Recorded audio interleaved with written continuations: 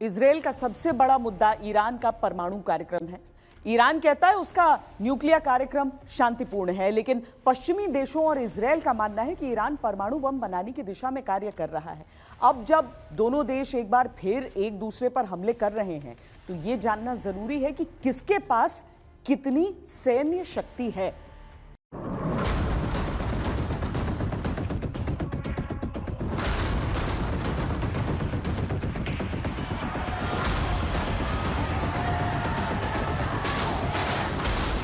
मध्य पूर्व की राजनीति एक बार फिर गर्म है। इजराइल और ईरान के बीच सैन्य तनाव ने दुनिया भर की नजरें इस इलाके पर गड़ा दी है। ऐसे में ये जानना जरूरी हो जाता है कि अगर स्थिति और बिगड़ती है तो इन दोनों देशों की सैन्य शक्ति में कौन किस पर भारी पड़ेगा।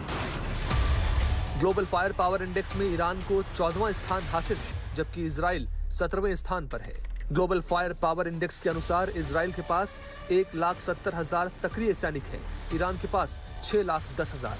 इजराइल के पास 4,65,000 रिजर्व सैनिक हैं, ईरान के पास 3,50,000। इजराइल का रक्षा बजट $30.5 बिलियन है, ईरान का रक्षा बजट $15.45 बिलियन है। लेकिन युद्ध में आंकड़ों से ज्यादा मायने रखता है हौसला और अनुभव। इजराइल के पास 1967 में लड़े गए 6 दिन के युद्ध की जीत का अनुभव है, तो ईरान के लिए भी कड़ी चुनौती है। इजराइल के पास 611 एयरक्राफ्ट हैं, ईरान के पास लगभग 551 एयरक्राफ्ट हैं। इसमें इजराइल के पास 240 लड़ाकू विमान हैं, ईरान के पास 188। इजराइल के पास 147 हेलीकॉप्टर हैं, ईरान के पास 128। इजराइल के पास 48 अटैक हेलीकॉप्टर हैं, ईरान के पास 13। इजराइल के पास 1300 टैंक हैं, ईरान के पास 1713। इजराइल के पास 35,985 बख्तरबंद गाड़ियां हैं, ईरान के पास 65,825। इजराइल के पास 365 तोपें हैं, ईरान के पास 392। इजराइल के पास 5 पनडुब्बियां हैं, ईरान के पास 25।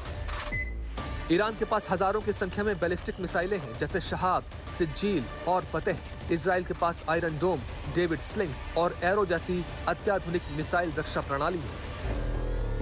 बैलिस्टिक मिसाइल्स जो हैं वो अपने लक्ष्य को भेदने में कामयाब हुई हैं, और कुछ लगभग एक माह पहले कासिम बासिर नाम की एक मिसाइल, बैलिस्टिक मिसाइल का ईरान ने जो है डेवलपमेंट किया था। हालांकि मिसाइल पुरानी थी, लेकिन उसको अपडेट किया था किसके आधार पर कि जो ट्रू प्रॉमिस 1 और 2 में लेसन्स लर्न थे, उनको पता था आयरन डोम, एरो, डेविड स्लिंग का सामना करना पड़ेगा, साथ में हार्ड और पेट्रोइट भी डिप्लॉयड हैं। तो इनको इस मिसाइल का, कासिम बासिर बैलिस्टिक मिसाइल का उद्देश्य जो है एकमात्र था कि हार्ड पेट्रोइट को सबको इवेड किया जाए और लक्ष्य प्राप्त किया जाए। और ये कहा जा रहा है, इजराइल ने भी क्लेम किया है कि लगभग 88% उन्होंने किया, लेकिन कुछ मिसाइलें पहुंच गई जिसके विजुअल हम देख रहे हैं, उन्होंने काफी डैमेज किया। इजराइल अपनी रक्षात्मक क्षमताओं और तकनीकी श्रेष्ठता के कारण बेहतर है, जबकि ईरान अपनी मिसाइलों की संख्या और क्षेत्रीय प्रभाव के माध्यम से इजराइल के लिए खतरा पैदा करता है। इजराइल एक परमाणु संपन्न राष्ट्र है, उसके पास 90 से 110 तक परमाणु वॉरहेड्स होने का अनुमान है। ईरान के पास परमाणु हथियार नहीं है, लेकिन उसका कार्यक्रम कई बार अंतर्राष्ट्रीय चिंता का विषय बना है। Nuclear talks, which are scheduled to be held today between Iran and USA, they have been called off, and I think the Iran-Israel hostilities are very serious. It's a great threat to world peace, and I think our Prime Minister, our External Affairs Minister have conveyed in no uncertain terms that we want a return to peace through dialogue and diplomacy. Iran की रणनीति proxy network पर आधारित है। Hezbollah, Houthi, शिया militia जैसे संगठन इसके लिए काम करते हैं। इजराइल को अमेरिका, यूरोप और पश्चिमी रक्षा गठबंधनों से तकनीकी और खुफिया समर्थन हासिल है। ये अपेक्षित था, क्योंकि इजराइल के जो पिछले 36 घंटों से या 48 घंटों से जो हमले होते रहे हैं ईरान के ऊपर, वो उसके लिए हमें ईरान की सरकार ने अमेरिका को दोषी ठहराया है।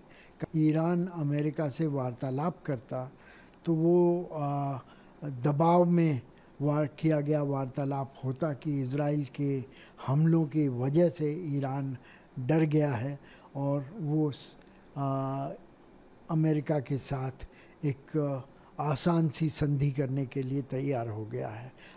संख्या और क्षेत्रीय नेटवर्क के आधार पर ईरान व्यापक दिखता है, लेकिन तकनीक, तेजी और रणनीतिक सटीकता में इजराइल कहीं आगे माना जाता है।